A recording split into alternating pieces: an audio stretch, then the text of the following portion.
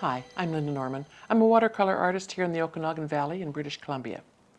Today we're going to talk a little bit more about watercolor straight from the tube onto canvas. Today's colors will be Moonglow, Jane's Gray, and maybe we'll even get adventuresome and add in a little bit of Schmincke's, this is called Super Granulating Tundra Violet. As I've mentioned before, you can use a palette knife. You can use a credit card. Some have rounded, some have square edges. Up to you how you want to use that. And also, there's the trusty little brad tab, or a little tab that comes off of a bag of produce or whatever. Sometimes they have little nubs on them. I would just take an X-Acto knife and scrape those off. Sometimes I'll take a sanding block and just sort of smooth the tip a little bit so that it's a finer, sharper edge for smoothing things off. Today I've got some Moonglow, Daniel Smith's Moonglow, one of the granulating beautiful colors. Some people prefer other purples, purple blends. This is not, I think it's called a rogue color, so maybe not quite as light fast as some. But I always ensure that my paintings are sprayed with several coats of a UV protectant spray at the end of it, so I'm never too concerned about that. I just love that the Moonglow, Daniel Smith Moonglow, is so beautifully granulating and works well with so many colors. To go with that today, I've chosen Jane's Gray, another Daniel Smith color, and it's a beautiful neutral kind of gray. And we'll see what happens when the two of them come together. And we may even try a little bit of this Schmincke Tundra Violet, which is super granulating. They have a whole line, Schmincke has a whole line of really granulating paints that are quite lovely to work with and give you some beautiful effects. And as we explore things further on my channel, we'll talk more about these in the future as well. So, as we do with our canvas, to get started, I will just wet the canvas. This canvas is not quite as rectangular shaped as some of the others, but it will certainly work for our landscape. And again, water random on the top area. I leave a strip about a third of the way down, just because I like a little bit of texture. I don't want to put too much water on here today because sometimes that just takes a long time to dry. So we'll start off with a little less than what we're used to. Really enjoying using my trusty spoon rest for my brushes. This is just a piece of photo paper. You could use a piece of plastic and an old palette, anything you want just to put your paint on. So as it's coming, oops, and I've got it all over me. As it's coming straight from the tube, you don't want it soaking through on other things. So when I think about my landscape, I think what I want is the Moonglow in the sky area. It's going to be abstract, but this will be the sky, and then further down will be the bits of rocks and hills and different things. So I want my Moonglow to be in my sky area, so I'll put that dab right there.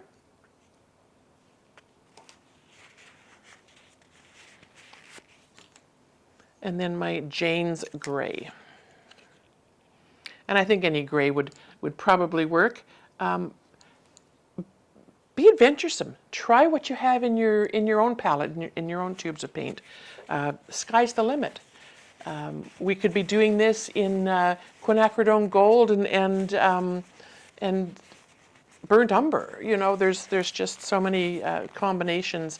You could be using some of the phthalo, so you get that more turquoisey look throughout for a beachier, maybe tropical kind of feel to your landscapes. I gravitate more to the earthier, deeper tones because that's sort of what I see in our landscapes in the Okanagan Valley more often, or at least the ones that I notice more often. All right, so I can see where this canvas has soaked up a fair bit of the water. And I'm just going to make sure that I've got just a tiny bit more on there. And now I'm going to start with just a regular credit card to put the paint on. So I scoop up a tiny bit on the credit card. Gentle touch. If you scrape too hard, you're going to make marks in your canvas that will not be able to move with any water. So I've got some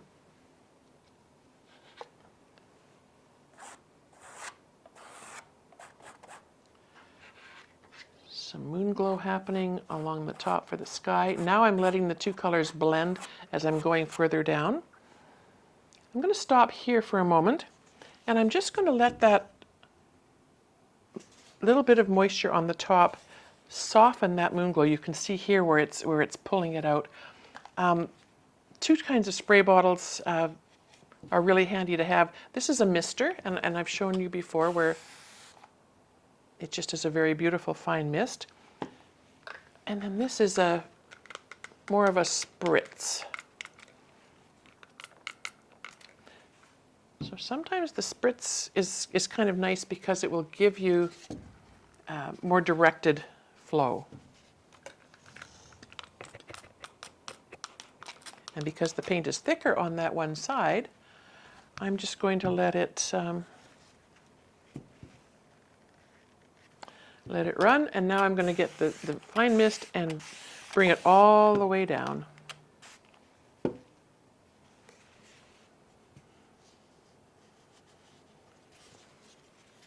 And you can tip it back the other way, get some interesting things happening.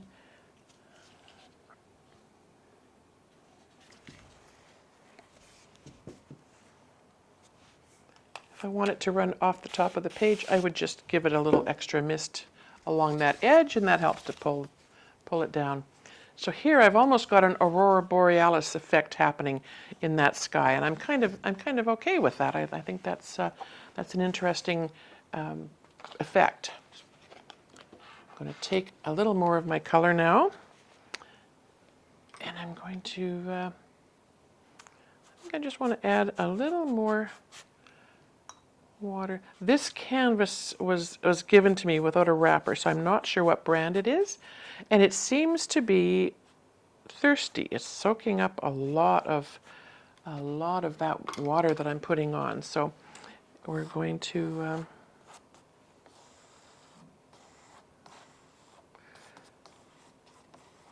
move this along a little bit. The Jane's Gray is really quite lovely and quite soft how it's coming through.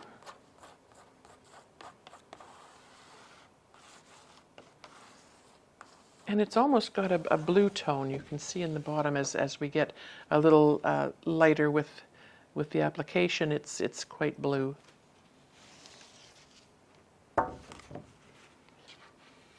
So we talked about thick pigment, and I love having it on the surface of the canvas because it gives me something to work with. And if I want to carve a few mountains in the background there, I can certainly use the side of my credit card very gently. As I said, you don't really want to be scraping and scratching the surface of your canvas. And because canvases are definitely more sturdy than your nice, lovely cotton paper, they still can be rather delicate. Okay.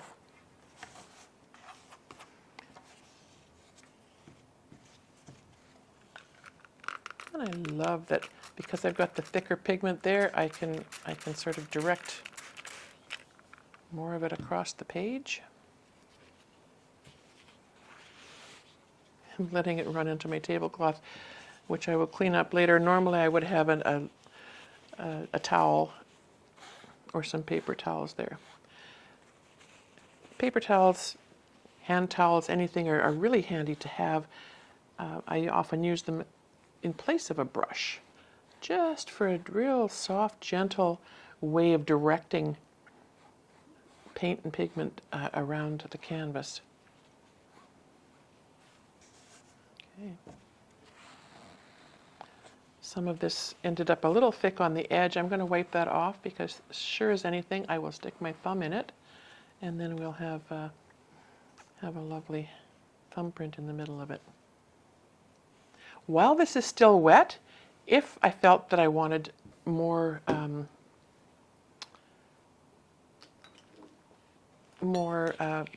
color, I can just add a tiny bit more.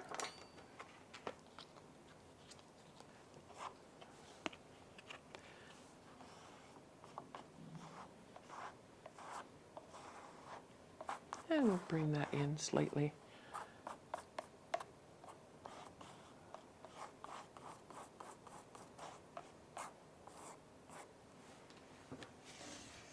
And because there's still moisture on the page, we can still tip it and allow that to flow. Create a bit of a cloud effect. Okay. So you can leave as little or as much white space as you like on these.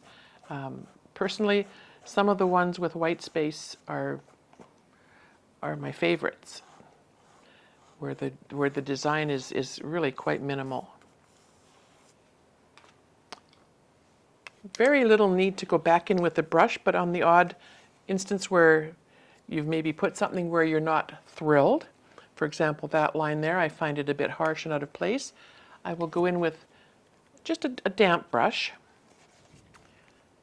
and pick it up and pull it away. Pick it up and pull it away. Okay. And I think we will try the Schmincke. It's not a brand that I'm really familiar with, but it's intriguing to me that it has this claim that it is super granulating, and that's kind of interesting and appealing as well. So I think what I want to do is try that in a wet area. So I'm just going to add a little more water to this side, and maybe we'll see what happens when we add that Tundra Violet Super Granulating.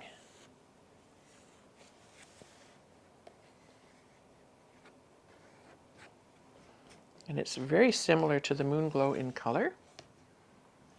A little grayer perhaps. I'm gonna put a bit more here because I think that could be a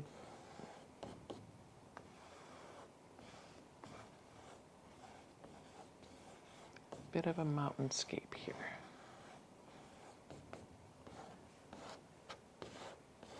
And let's see what happens when we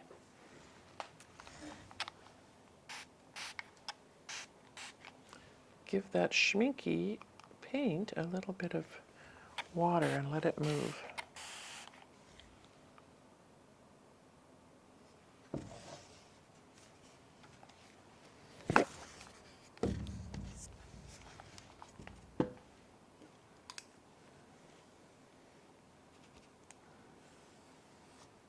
And we just pull this away a little bit, get rid of some of that moisture.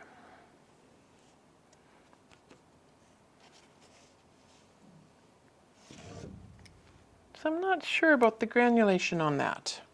It doesn't seem to have the same effect that I thought it would, but it's kind of interesting the way it's coming together here. And we'll just direct things a little tiny bit and make, yeah, so the Schmincke sort of blended out to a very dull, almost a burgundy background. when initially, when it first went on, it looked more like the Moonglow, it looked more purpley. So that's a very interesting, interesting experiment, and I'm glad I got to try that. I think perhaps with less water, the Schmincke would be a little more granulating in how it looks. But I can see some potential here. So when this dries, again, I can go in and I can shape it and fine tune it. I do love how the Moonglow has really sort of moved up into the sky, and I'll allow that to happen just a tiny bit more, I think, just by tipping it. And it's still damp. It's not running with water. It's not pooling anymore. But it is damp enough so that, I don't know if you can see this, but it's starting to just sort of bleed out a tiny bit onto the canvas.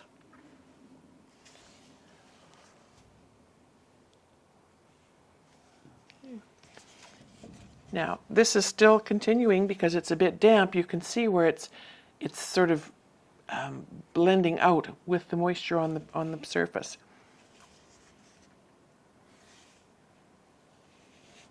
So use your imagination.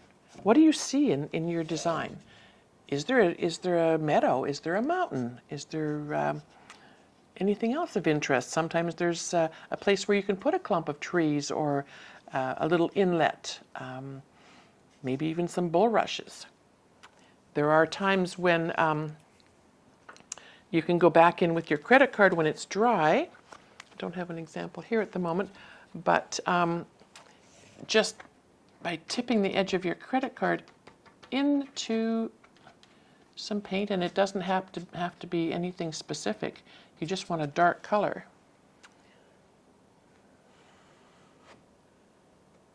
And you can make a tree.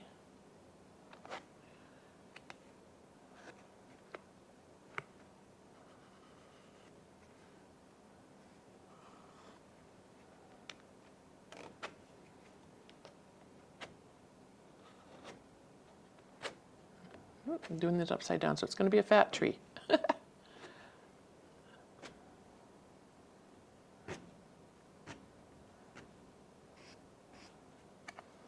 Again, with your credit card, be gentle.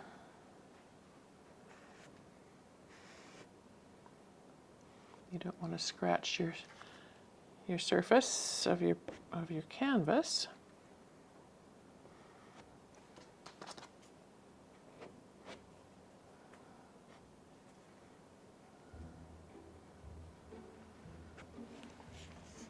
But you get the idea. So that gives you a bit more perspective in your landscape.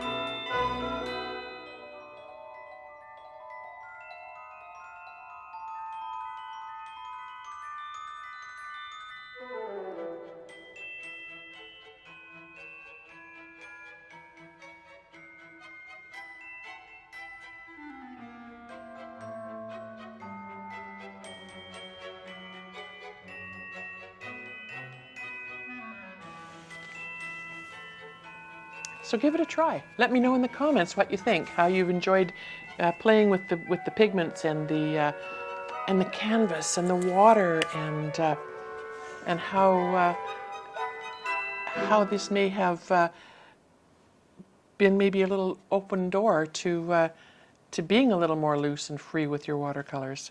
I'd love to hear from you. Thanks for joining me today. If you liked what you saw, please subscribe to my channel or visit me on my website, Bandry Studio. That's BANDRAOI studio.com.